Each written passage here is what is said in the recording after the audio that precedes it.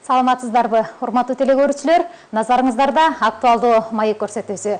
Кыргызстандагы аялдардын укугун коргоп, ошол эле учурда аял затынын социалдык маселелерин чечүү үчүн өзүнүн талбаган эмгегин жумшаган аял затынын санарбын. Бүгүн студиябыздын куттуу коногу дал ушул өзүнүн өмүрүн аялдардын укугун коргоо үчүн арнаган айымыбыз келип отурат. Анда бүгүнкү конок менен сиздерди тааныштырып өтөйүн. Мутакалим коомдук кыймылынын төрайымы Жамал Фронтбек кызы бүгүн бизде конокто. Саламатсызбы, студияга кош келипсиз. Баткен жергесине кош келипсиз. Рахмат. Эң алгачкы эле суроо, мына Баткен жергесине аялдардын коомдогу орду деген теманын алкагында баягы конференция өткөрүү үчүн келген экенсиздер да. Эми мына ушул иш сапар жөнүндө айтып берсеңиз. Эми бул иш сапарды биз ошол 2017-жылда бүт эле Кыргызстан боюнча ар бир аймакка барып, ошол аялдардын коомдогу орду деген бир чоң конференция өткөзөлү дегенбиз. Азыр мына Баткенден биринчи баштап атабыз.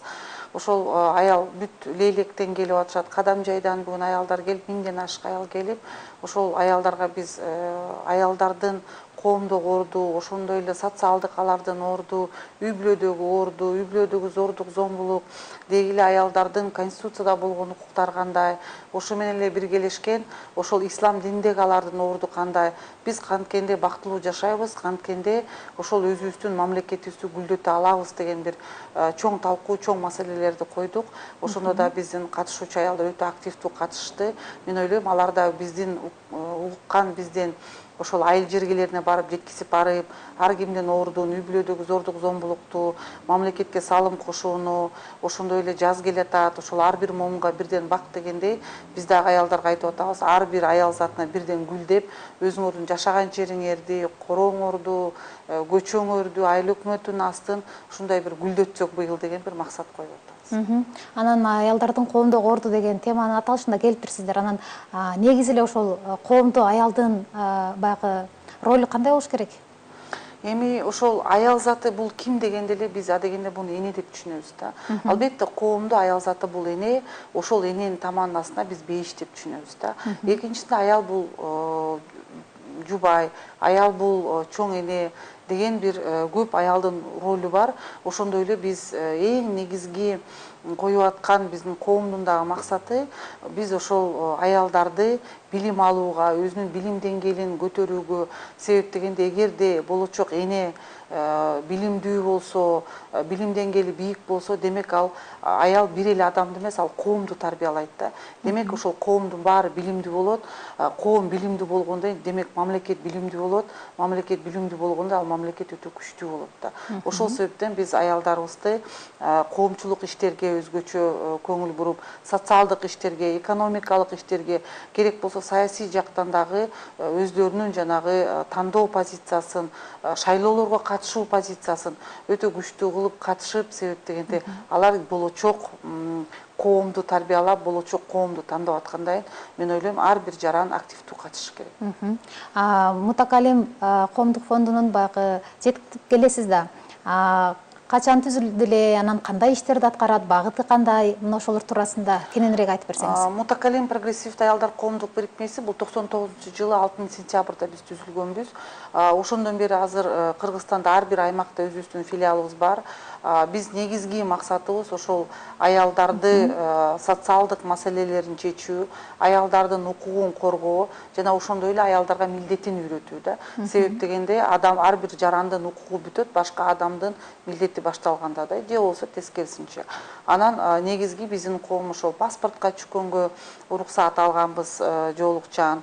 Мына 15-16 жылдан бери ошол эки мектептерге, институттарга, университеттерге жоолук салынып барууга, бул ар бир мусулман аялдын жарандык укугу, конституциялык укугу деп биз ошонун үстүнө күрөшүп келатабыз. Азыркы учурда мына акыркы 3-4 жылдан бери бул маселе да чечилди десек болот. Анткени биздин коомго азыркы учурда көп болсо бир жылда 5 же 10 арыз түшөт. Демек бул маселе чечилди десек болот. Андан башка да биздин коом ушул жетим жесир балдарга өзүнчө сабактарды өтөбүз.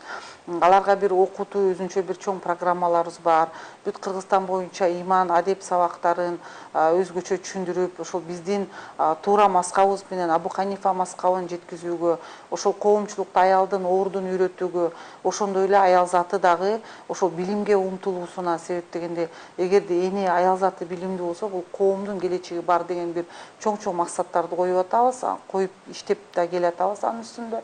Андан башка да бир биздин чоң программабыз бар. Бул абакта аялдар менен иштешебиз. Мына 13-14 жылдан бери ошол абактагы аялдардын дагы экинчи, үчүнчү жолу кезилип кетпегенине, аларга мындай бир реабилитационный бир центрибиз жок болсо да, ошол аялдар жардам берип, алар ошол паспортун алганга чейин аларга жумуш таап берип, аларды өзүбүзгө тартканга өтө көп иштерди кылып келатабыз. Ошол абакта да биз ошол аялдарга өзүнчө бир центр куруп бергенбиз. Ошол жерде алар орозо кармай алышат, ошо динин үйрөнө алышат, башка дагы өзүн кайра коомго аралашып кете турган өзүнчө бир программалар бар, психологиялык программалар бар, лидерлик программалар. Бул өтө көп. Мисалы биз акыркы 2-3 жылдын ичинде дагы тынчтыкты куруу маселесинде, ошол ислам дининин негизинде биз кандай тынчтыкты кура алабыз деген бир чоң максаттарды коюп ошого иштеп келдик. Ошол мамлекет менен биргеликте аппарат президенти, дин агенттиги менен, муфтият менен өтө тыкыз иштеп келатабыз. Анан өзүңүздөр билгендей, мына 2-3 жылдан бери өтө актуалдуу тема болуп атат. Бул аялдардын радикалдаштыруусу болуп атат да. Ошол маселеде да биздин коомубуз өтө дыкат көп иштерди кылып келатат. Анткени биз билебиз, мисалы үчүн 2005 жылы ошол радикалдуу уюмдарга бир гана пайыз аялдар болсо, азыркы учурда 24% болуп атат да. Демек, ошол аялдарга бир өзгөчө көңүл буруш керек экен. Биз ошол аялдарды мамлекеттин ичинен, көпчүлүк ошо радикалдуу уюмдарга киргендер мамлекеттин ичинен мамлекет курууга аракет кылып атат. Биз аларга айтып атабыз, тескерисинче силер ошол мамлекеттин ичине мамлекет курбай, тескерисинче ошол динде кандай айтса мамлекетти көтөргүлө, гүлдөткүлө, ошондо гана силер бактылуу жашайсыңар деп, ошондой бир мындай бир жакшынакай бир басылдарды биздин коомчулукка, аялдарга айтып түшүндүрүп келатабыз. Мен ойлойм, бул дагы болсо азыркы учурда ошо Сирияга кетүү дагы статистика боюнча да азайып калды деп атат. Бул эми жалаң эле биздин коом эмес, бул мамлекеттик саясат, концепция баарыбыз биригип, ошонун бир ойлойм бир натыйжасы чыгып атат го деп, мындан ары дагы аялдар менен көп иштерди алып барсак, мунун бир жакшы мөмөлөрү болот го деп ишенебиз. Жоңузга рахмат. Эми сизге баягы аялдар көп да кайрылганчы. Көбүнчө кайсыл маселе менен сизге кайрылышат да көпчүлүк учурда? Эми ар кыл маселе менен кайрылышат. Мисалы үчүн буга чейинки 1-2 жыл мурун дайыма эле ошол мени жолугучан мектепке киргизбей атат, институтка киргизбей атат, жумуштан жолугуң чечтип атат деген маселелер. Азыркы учурда ал маселе өтө азайып калды. Азыркы учурда дагы бир маселе чыгып атат. Өтө аялдарга көйгөйлүү маселе болуп атат. Бул үлүш маселеси. Мисалы, аял киши турмушка чыккандан кийин жубайы менен, күйөөсү менен ажырашкан болсо, мага эчтеке калбай атат, күйөөмө эчтеке жазылган эмес, мен кандай кылып укугумду коргой алам деген бир маселе, дагы бир өтө көйгөйлүү маселе. Бирок биздин мыйзам менен бул мүмкүн эмес болсо дагы, азыркы учурда жаш кыздарыбыз көпчүлүгү алданып, экинчи, үчүнчү аял болуп тийип алгандан кийин ажырашканга келген маселеде болсо, ал эч ким болбой калып атат. Атасы баласына да фамилиясын берген эмес. Ал аял киши мыйзам боюнча алимент алайын десе, алиментин да ала албайт. Ошондой аялдар бизге өтө көп кайрылып атышат. Ошол маселени чечип бергиле деп, биз ошонун үстүндө дагы биздин коом ушул бекер юридикалык да консультациялар берип турабыз. Ошол маселенин үстүндө да иштеп атат. Эми дагы бир көйгөй болуп аткан, азыркы учурда бизде Кыргызстанда, мисалы үчүн азыр ошол имамдарыбызга өздөрүнчө сабак болуп, аларга биз стипендия төлөнүп берип атат имам фондусунан. Бирок аттың дешибиз керек, биздин атынчаларыбыз, сабак берип аткан аялдарыбызга ошол имамдардын деңгээлиндей бир стипендия төлөнүп бербей атат. Анан мамлекеттик деңгээлде ошол аялдарга бир өзгөчө көңүл бурулуп, ошол аялдарга дагы окуу деңгээлин күчөтүп, алардын мисалы үчүн эки канатын бирдей кылып алып кеткенге биз көп иштеп атабыз. Бирок жалгыз коомдун колунан келбей турган иш. Бул жерде ошол концепцияны, конституцияны, мамлекеттин түзүлүшүн мен ойлойм ушул биздин диний лидер аялдарыбызга өтө көп окутуп, анан аларды ошол коомчулукка жиберсек, ошол коомдо көп деген социалдык бир проблемалар чечилет. Дагы бир кичинекей көйгөй бар, ал болсо ошол ысырапкорчулук өтө көп болуп атат. Биздин азыр бул кыргыз элинде болбосун, өзбек калкында болбосун бизде жашап аткан, бул жерде ошол кызды турмушка узатууда болсун, көмүүдө болсун, көп эле тойлордо өтө көп ысырапкерчилик кылып, аягында ошо жаштар ошол карыздарын, кредиттерин төлөй албай, анан ажырашып аткандар да өтө көп болуп атат. Бул дагы бирден бир чоң көйгөй деп койсок болот. Биздин коомдо ошонун үстүнөн иштеп атабыз. Ысырапкорчулукка каршы болуп, ошону бир токтотолу, ошону бир мисалы айыл өкмөтү менен, имамдар менен биргелешип, ошону бир комиссия түзүп, ошону бир өзүбүздүн деңгээлибизди көтөрүп, өзүбүз бир сезим тал болуп, ошону бир азайтсак, себеп дегенде бул өтө эле көп ысырапкорчулук жакшылыкка алып келбей атат. Өзгөчө жаштарды ажыратууга ооба, сизге эми акыркы суроону берейин. Мына ушул аялдардын укугун коргоп иштеп келе жатасыз. Сизге кандай түрткү берди? Эмне себептерден улам ушул аялдардын укугун коргоюн деп белчендиңиз да? Мен өзүм ошол 94-95 жылы ушул Ислам университетинде окуп жүргөнүбүздө мен түшүндүм, ошол мусулман аялдарынын укугу эмес, деги эле алар кайрыла турган эчтеке жок экен да. Анткени муфтиятта жалаң эркектер иштейт, казиятта жалаң эркектер иштейт, бир да аял жок да. Анан көпчүлүк аялдар ошо тартынат экен, эркектердин астына барып, өзүнө тиешелүү бир маселени сураганга.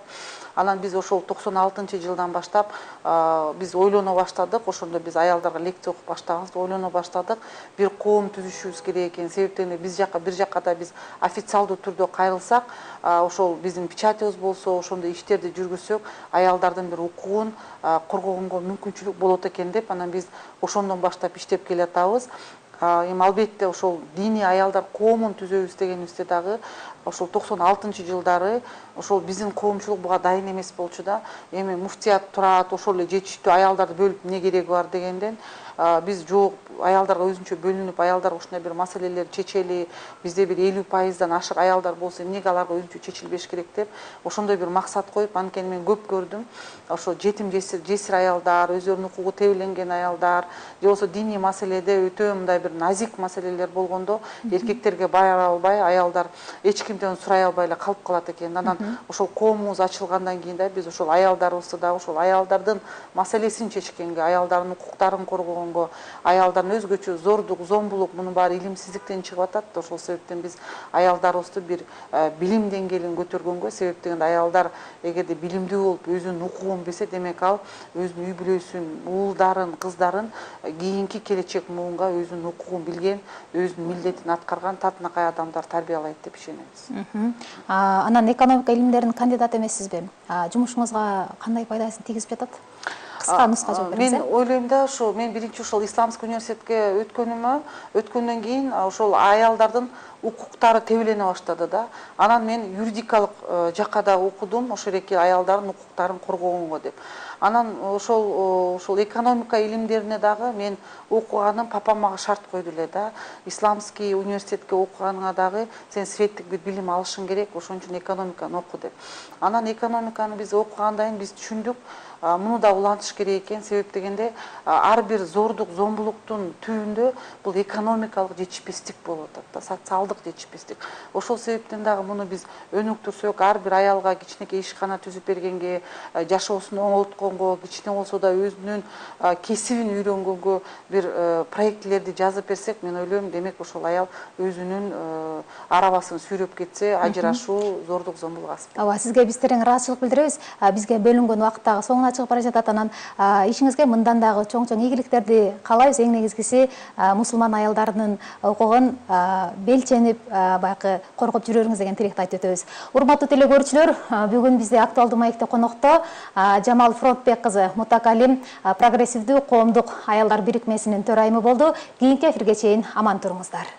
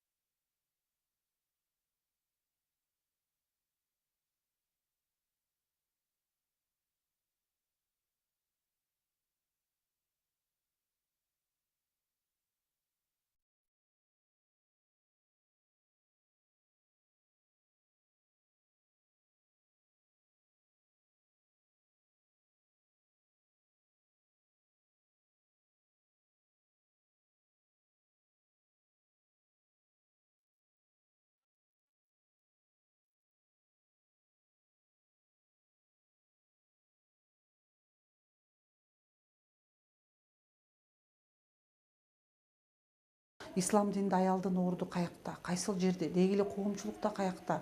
Анан ошол аялдарыбыз өздөрү дагы азыркы учурда билип атасыздар, көпчүлүгү радикалдаштырып кетип атышат да. Ошого дагы алдын ала иш-чараларды өткөзүп, алардарга түшүндүрүп, ошондо кандай коомдордон булар этият болуш керек, кандай сабактардан булар катышыш керек. Анан эң негизгиси биздин таркатып аткан маселебиз ошол аял затына билим берүү.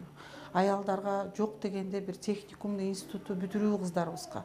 Ошолорго бир кесип берип, анан турмушка бергиле деп ошондой бир түшүндүрмө иштерин алып кетип атабыз да бул жерде.